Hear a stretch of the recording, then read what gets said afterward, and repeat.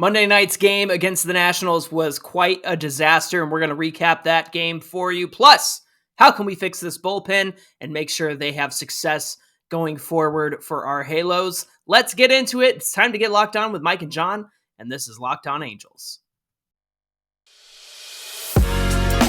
You are Locked On Angels, your daily Los Angeles Angels podcast. Part of the Locked On Podcast Network, your team every day. Thanks for making Locked On Angels your first listen of the day. We're available on all platforms like Apple Podcasts and Spotify. The best way you can help us out is by giving us a rate and a review. And those watching on YouTube, make sure you're subscribed. Make sure to click that bell when a new episode drops so you can be notified. Plus, it really helps us out if you comment below. We'd love to hear from you. Today's episode is brought to you by HelloFresh. Skip trips to the grocery store and count on HelloFresh to make home cooking easy, fun, and affordable. That's why it's America's #1 meal kit. Go to HelloFresh.com/MLB60 and use the code MLB60 for 60% off and free shipping. Thanks for being here with us for this episode of Locked On Angels, where it's your team every day. Normally, you have the Frisch brothers here with you, a.k.a. the Super Halo Bros. My name is John Frisch. I'm one half of the Super Halo Bros. My brother Mike, unfortunately, can't be here today. His power has been out all day long. Come on, construction people. Let's pick up the pace here. We need Mike back on the show. But you've got me here with you, and I'm here to talk about a couple of things on today's show. Of course, you know that Mike and I have been fans for years. It's our second season with you here at Locked On Angels, and we always have Fan Mail Friday coming up. I'm sure you guys have a lot to say about our Halos right now and this team and the way that they've started out this season. So get your questions in for Fan Mail Friday, whether that's a DM or you can send us a voicemail, 714-409-6396. We'd love to hear from you there. That number is in the episode description, so you won't forget it. But on today's show, we've got to talk about a few things.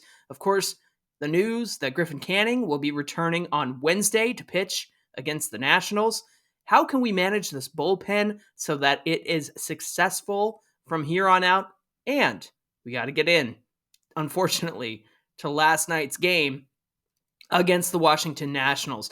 Now, we got the news shortly before the game that Anthony Rendon was scratched after taking that 98-mile-an-hour fastball off of his left shoulder on Sunday. So he was not in the lineup for this one. And that's a key part of this Angels lineup. They got to have Anthony Rendon in there. Unfortunately, it wasn't his decision. It was a team decision, a staff decision. You got to protect Rendon. I understand the whole bubble wrap conversation. But look, 98 miles an hour off the shoulder. He took it like a champ, number one. And number two, that's going to sting for a little bit. Unfortunately, we don't know if he will be back in tonight's game. He was not available to pinch hit. The news came out after the game last night. So Rendon's status is questionable for tonight's game. The Angels started this one out well. They got to Patrick Corbin, former Angels prospect in the system. Remember that? He was drafted the same year as Mike Trout and Tyler Skaggs and those guys. In the first inning, they got to Patrick Corbin with a Taylor Ward walk, a Hunter Renfroe single. Brandon Drury took a walk, and then Luis Rengifo batting from the right side. Since Patrick Corbin is a lefty, he gets a 2-run single. So the Angels are off to a great start, 2-0 in the first inning. I got to give it up to Luis Rengifo for getting that single, but man, he just is able to hit lefties so well. You really wish that, I don't know, he could hit from both sides of the plate as well, because he did struggle later on. And speaking of later on, Hunter Renfroe homers once again, his third game in a row. Luis Rengifo singles. Gio Urshela, who's been a stud at the bottom of the order, drives in Rengifo with a double. It's 4-1. 2 runs come in later on a Rengifo error, and it's him bobbling it and trying to throw it to first. So after a bobble and a bad throw, it's 4-2 in favor of the Angels. Then Washington takes the lead in the 5th after Tucker Davidson comes in. And then here's this issue that caused the game to be 6-4 in favor of the Nationals. Brandon Drury completes the out at first, but he doesn't see Dominic Smith, who was on second when the play began, running home, crossing third and running home. And Brandon Drury holds the ball like it's the end of the play. that just speaks to the lack of experience that Brandon Drury has at first base. Drury's issues at first really make me miss Jared Walsh. And speaking of which, he's about a week into his recovery for insomnia and migraines. Migraines are no joke. Insomnia is no joke. You want this guy to be mentally fixed so that he can go out there and do his job, but also he's going to need some time to recover and get back into baseball shape once this recovery program is over in about a week. So it's going to be some time before we see Jared Walsh back into real games. Rendon at third base, of course, is much needed, and we need his batting average with runners in scoring position, his OPS with runners in scoring position. We need that in the middle of the lineup, and it was very unfortunate that he was not in this game. Now, let me talk about something that was frustrating over the weekend and then frustrating for Jose Suarez on Monday. Bloop hits from the Nationals were falling in everywhere. Jose Suarez gave up 10 hits. The Nationals had a total of 14 hits in this game. And the Angels, after the third inning, were no hit. They had a couple of walks, but they did not get a hit after the third inning once they scored their 4 runs that they would end up only scoring in this game off Patrick Corbin. Listen to this. While the Angels are hitting line drives at 100 plus miles an hour, here are some of the singles that fell in for the Nationals. Michael Chavis, 6th inning single, 69.6 miles per hour exit velocity. Lane Thomas in the 3rd inning, he got a single, 51 miles per hour. Jeimer Candelario, 3rd inning single, 76.8 miles per hour off the bat. The average exit velo was somewhere around 87 or so that they mentioned on the broadcast for the Nationals. They had bloop hits falling in everywhere where the runners, or I should say the position players, were not. Jose Suarez, once again, the 3rd time through the order is an issue for him. I can't understand why he is struggling so much a 3rd time through the order. Jeff Fletcher did mention on Twitter, of course he's the OC Register beat writer, that Jose Suarez didn't quite have a regular spring training, so he might not be stretched out, so to speak, in terms of going into games deep and getting a lot of innings.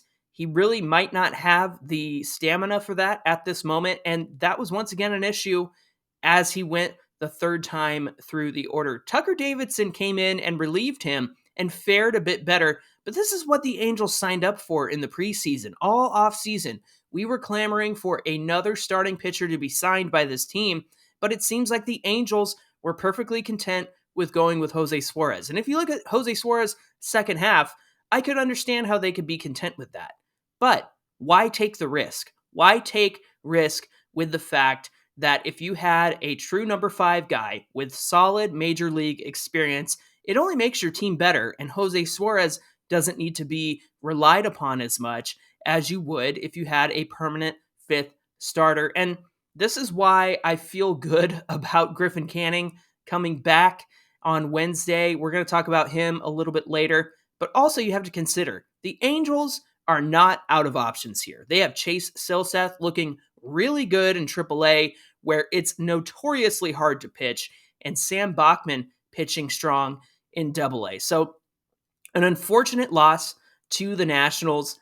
Look, I know that everyone expected us to sweep the Nationals, including us. That needs to happen. They have beaten the Braves this season 4-1. They're a perennial World Series team. So they have had their share of wins. They've got 4 wins so far this season, 2 against the Rockies and 1 against the Braves. But that doesn't excuse what happened. Going back to the exit velocity conversation, I understand how frustrating it is that these guys get bloop singles against us, but it's also just smart baseball. You put the ball in play, first of all, and you put it where the defenders are not standing. I understand getting a high exit velocity and hitting line drives is the way of baseball these days, but we've got to play smarter baseball. We've got to put the ball where the position players are not, whether that means dumping it in between the first baseman and the right fielder, whether that means dropping one behind second and short and in front of center field. I understand that the emphasis on line drives, But that really hurt the Angels tonight because they didn't get any more hits after the third inning because they were all up in the air. They were all caught, and that was kind of that.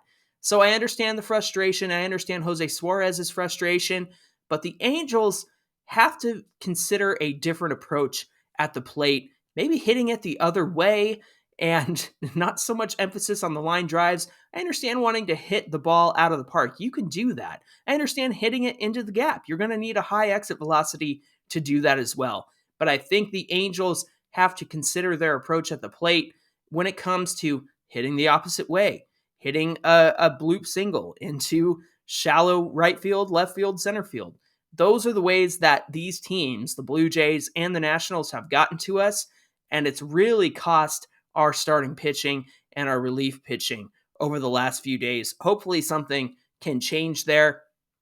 I know that their emphasis is on swinging on good pitches and seeing what happens, but you got to hit the pitches. You can't strike out. Mike Trout, Shohei Ohtani, 2 strikeouts each. Not helpful to this game. I know there were a couple of guys who took some walks. I know Hunter Renfroe had a big home run, and that's due to exit velocity. But man, the Angels really have to figure out something with their approach as they move forward. Otherwise, they're going to continue to hit fly balls, and other teams are going to continue to hit dinky doos. Hey, coming up on Locked On Angels, the bullpen is going to need some help, and we're here to help manage the bullpen. So we'll tell you what we would do with this group in just a minute.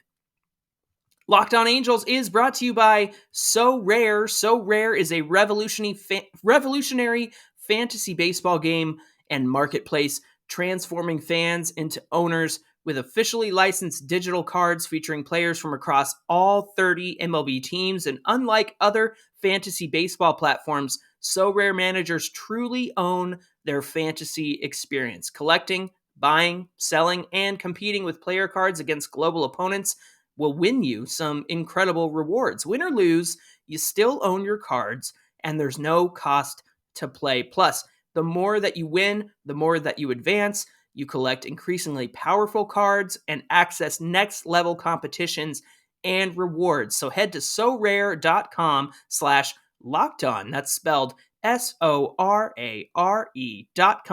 to draft your team of free player cards, set your lineup, and start competing today to win fantastic rewards. Again, that's sorare.com/lockedon to start playing today. We want to thank you for making Locked On Angels your first listen of the day. Now, as we continue our conversation about the Halos and what's coming up this week, we got the news that Griffin Canning was potentially getting the start against the Nationals on Wednesday. The reason why I said potentially is because it really hinged on what happened in Monday's game, and that ended up being the case. Before the game on Monday, Sam Blum tweeted Tucker Davidson will most likely start on Wednesday if the Nats, if he isn't needed against the Nationals in relief tonight. Phil Nevin said, if Davidson does pitch tonight, Griffin Canning would very likely pitch on Wednesday. Well, Tucker Davidson ended up coming into the game. He pitched 3 innings. He was followed by Jimmy Herget and Matt Moore, who, by the way, looked pretty good out of the bullpen. Unfortunately, it was in a losing effort after the lead was lost, but at least they didn't give up any more runs in that situation. Let me give you a little bit of background on Griffin Canning because it's been a very long time since we've seen him start a game for the Angels. We did get a look at him in spring training. He looked great. The velo was up. Everything was up on his pitches, his off-speed stuff. But just to remind everybody, Griffin Canning was placed on the injured list about halfway through 2021. And in the time that he did start in 21, he had very up and down outings against our opponents. I remember him looking fantastic against the Dodgers, and he looked phenomenal against them one week, and then the next week he would look really not good against other teams. That's the best way I can put it, not good. And he went out later in 2021 with a back issue. He didn't pitch at all in 2022. Recently, after he got some time in spring training, he had a groin strain that put him on the injured list. Now, Canning did note on Friday that he felt back to full strength following that groin strain. And the latest news reinforces the fact that he's going to start on Wednesday. He feels good enough to go out there and get this start for the Angels against the Nationals. He did look strong in his rehab start. He was down in San Bernardino and he went 5 innings, allowed 2 runs. One of those was only an earned run. He struck out 10 batters over those 5 innings in Single A Inland Empire. So he had a great rehab start, and it will be interesting to see how he performs on Wednesday. Tucker Davidson, again, was going to be the starter, but he had to come in and relieve Jose Suarez. So the decision was kind of made in that moment of, yep, I guess we're going with Canning on Wednesday. So let me kind of give you some stats on Canning just to remind everybody of the kind of pitcher he can be. In 2021, he had a 79% whiff rate on his pitches. What that means is he ranked in the 79th percentile of all starters that year with the best whiff percentage on his pitches. That's according to StatCast. So if the dinky doos and the bloop hits are frustrating you as they frustrated me over the last couple of days, well, good news. Griffin Canning is going to miss bats on Wednesday. He's not going to get dinky dude. He can get barreled up at times. He can be hit hard. But all accounts say so far that his velo is up on all of his pitches, which means tighter movement, different looks from the fastball to the slider to the curveball. He's got a great curveball. And I think that's going to translate to more missed bats. He's not going to get as barreled as he has been in the past. In 2021, he had a 39.4% whiff rate on his slider. And in 2020, that whiff rate was 46.6 on his slider. So he does miss bats. He gets guys to swing and miss, and that's what you want out of a starter. The length might be TBD in terms of how long he can go. He went 5 innings for Single A. Perhaps that's all he does against the Nationals on Wednesday. We'll have to wait and see. But I'm confident with the improved velo, the improved health, and the fact that he's got that 79th percentile in whiff rate, meaning he gets lots of swings and misses, that's going to be very good for Griffin Canning. My final thought here is this a good first start for Griffin Canning when it comes to the Angels versus the Nationals?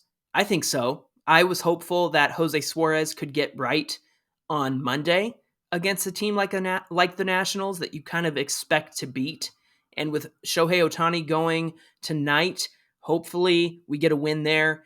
And with Griffin Canning coming back, I think a great first outing is against the Nationals and not somebody like the Yankees or the Blue Jays, right? I think the Nationals are the perfect team to get a start against. And I'll be interested to see the comparison between a Jose Suarez start where things are blooping in, things are falling in, things are dinky-doing into the field versus what Griffin Canning can do against this same team on Wednesday.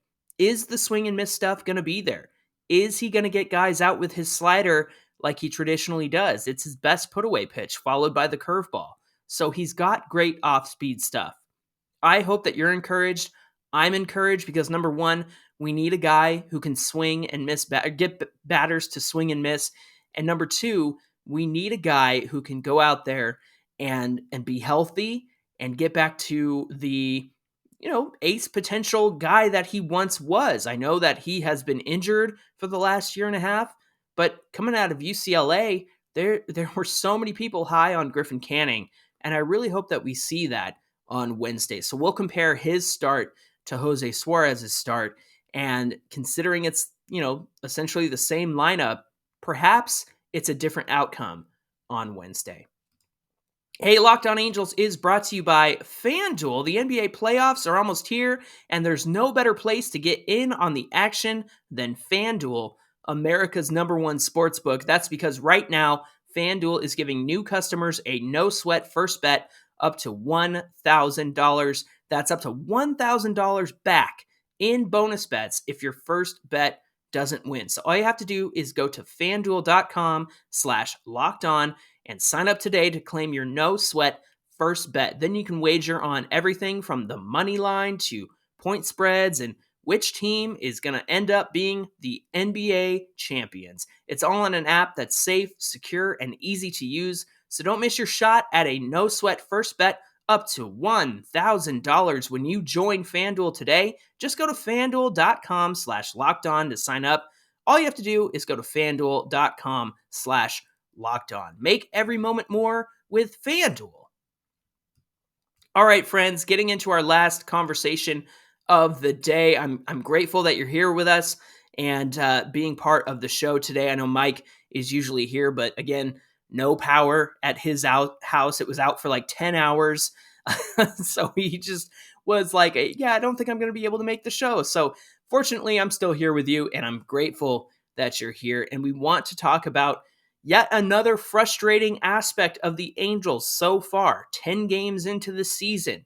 That's been the bullpen. Now, Jeff Fletcher of the OC Register had an article come out on Monday with some quotes from Perry Minasian discussing the bullpen. Here is what Perry Minasian had to say about the pen. He said, "We like our bullpen.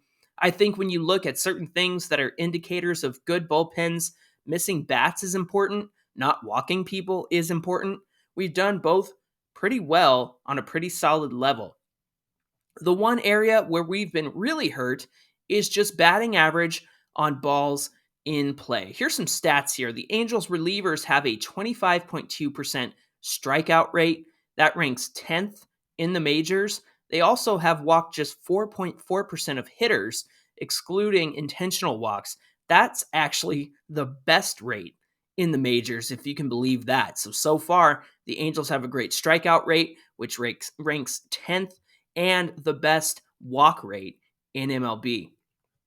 Batting average on balls in play, if you're not familiar, that's what we call BABIP. That is essentially the level in which a ball is measured once it's put into play. So there will be an average on something like if it's a line drive into the gap, it's probably got a 900 BABIP, batting average on a ball in play, because it's going to land, it's going to fall between players, and they measure that all with StatCast. Now, the BABIP against Angels relievers is 345. So think about a batting average of 345. That's what's happening against Angel relievers. The major league average right now is 290. And so Jeff Fletcher had this to say. He said, "In theory, that means when opponents make contact, a higher than normal percentage of those baseballs are falling in for hits instead of turning into outs." Minasian said, "It's all about executing pitches. Would you want a full bullpen with guys throwing 110 that have nasty breaking balls and throw strike one? Absolutely. We all would. But we like our group." That's great GM speak. "We like who we have. We like our guys." Minasian also said that relievers need to do a better job of throwing first pitch strikes. "We like this group," Minasian said. "We think it's going to be a productive group. We'll just go day by day." And I think the one thing about manager Phil Nevin is that there's a lot of confidence there with him on the bullpen. He knows what he's doing. We believe in our guys, and we're going to have a productive year. So a couple thoughts on what Perry Minasian said. First, regarding Phil Nevin. He said that he has confidence in Phil Nevin. And Mike and I have kind of questioned recently, as have some of you Locked On Angels listeners and viewers, who's pulling the strings here? Because a lot of these moves that Phil has made early on in the season were not moves that he made in the second half of last season. It seems like there's a lot of overthinking, overanalyzing, lots of data-driven decisions going into this, playing the matchups. And so Mike and I began to question, is Perry Minasian the one pulling the strings here when it comes to making game time and bullpen decisions? Well, this might just be flowery language from Perry Minasian, but as far as this quote goes, if we're taking him at face value, it seems like he's letting Phil Nevin make these decisions, which on one hand, it's like, come on, Phil, you got to make better choices. But on the other hand, at least Phil Nevin is in charge of this bullpen. There's some great comments and on YouTube from listeners and viewers who said perhaps Phil Nevin is just trying to figure out what he has in these guys 10 games in. I truly agree with that. I think that Now is the time to figure out who you can trust, who you can go to lock down an inning. We saw that with Matt Moore on Monday night. The guy came in, did his job very well. I could see Matt Moore getting more opportunities as the season goes on, no pun intended. Now, when it comes to they liking the guys that they have and not having guys who throw 110 with nasty breaking balls, you got to have a hard throwing guy in there. You've got to have different looks out of the bullpen. I understand that you've got some pretty standard, 93 to 95 mile per hour fastball guys in there. And you've got Jose Quijada, who in one pitch fastball will have a 90 mile per hour fastball and then a 98 mile per hour fastball. He's just unpredictable. But to say that the underlying numbers tell us that this bullpen will be good, I don't know, man. I think the issue of the BABIP being 345 when league average is 290 is because the guys are not locating on their funky deliveries and their funky pitches. You think about Jimmy Herget, who's got the weirdest delivery. They call him the human glitch for a reason. And if there's a high fastball that goes in there with a funky spin on it, that means when it gets put in play, the ball's going to have a funky spin when it hits the ground or hits the dirt, and maybe it bounces away from a defender. Maybe it goes into their glove weird. Maybe that's why there's bobbled baseballs and errors on the field. It's not good all the way around. You've got to have a standard guy who can throw pretty hard. So if this is the case, that the Angels are going to roll with who they have now, and I'll say that they are not out of options when it comes to the bullpen. I know Ben Joyce struggled recently in that weird no-hitter that the Trash Pandas lost, but he's somebody I could see coming up. They've got Chris Davinsky in AAA. There's lots of options left for the Halos to go to before they have to make any rash decisions. However, if they're going to stick with the guys that they have, here are a couple things that need to happen. First of all, clean innings. If you give a bullpen pitcher a clean inning, then do it. It sets them up well. It sets them up for success. They don't have to think about guys on base. They don't have to think about a runner threatening to steal. They can come in with the expectation that it's their job to get 3 outs, even though it might be easier to get 1 out with 2 outs in the inning and 1 guy on base. I still think clean innings is the way to go, and the Angels have to do that more. Second, finish the innings. Matt Moore being removed with 2 outs and not struggling, that's not how you use Matt Moore. That's not using him well.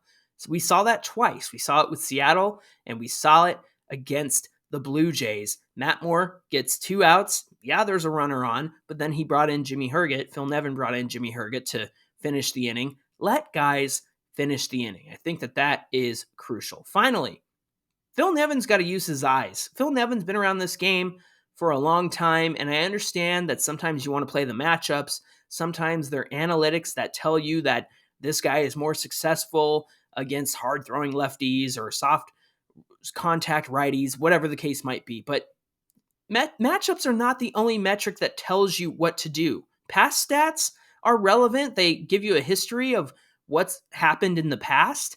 But for example, you had George Springer hitting a home run off of Matt Moore in 2018, and that can't be a reason for why you don't use Matt Moore in 2023. He's a completely different pitcher now. First of all, he's not a starter. Second of all, he's coming out of the pen, and he's able to get righties and lefties out, and he can go multiple innings. So I think you just got to use the old eye test and see that somebody like Matt Moore has it down. He's got it locked down. You don't have to worry about him giving up a lead or letting it get away. Just let guys get the last out, finish the innings, let them have clean innings, and use your eyes. If a guy's got it, then let the guy have it. I think that Phil Nevin is starting to understand who he can trust in these situations, but hopefully the Angels have learned from their past mistakes over the last 10 games, and we start to see a difference in the bullpen. Hey, thanks for making Locked On Angels your first listen today. And for your second listen, check out Locked On Fantasy Baseball. Look, I know you drafted your team, but you know that that's not where this ends. If you want to win your league, you got to listen to Matt and Dom every single day as they bring you the best fantasy draft strategies. They're going to tell you who to keep, who to drop, and who that people are sleeping on. So make sure you tune in to Locked On Fantasy Baseball. It's available wherever you get your podcasts and on YouTube. It's part of the Locked On Podcast Network, your team every day. If you want to follow Mike and I, you can do so at Locked On Angels on Twitter. You can also connect with Mike and I on Twitter and Instagram at Super Halo Bros. We'd love to see you there. And on tomorrow's show, of course, we're going to recap Shohei's start against the Nationals. Hopefully the Angels can go out there and get a win tonight. But on tomorrow's show, we're asking the question, if your name isn't Mike Trout, if your name isn't Shohei Ohtani, and with all the tungsten arm O'Doyle tweets that come out and saying we got to get Trout and Ohtani to the playoffs, how difficult is it if your name isn't Trout or Ohtani to play on this Angels team? We're going to have that discussion tomorrow. We hope that you join us. Again, we'll be here to recap Game 2 against the Nationals. Until then, my name is John. Thank you for being here with us. We'll have my brother Mike back here tomorrow as well. Thanks for being here, and we'll see you right back here tomorrow.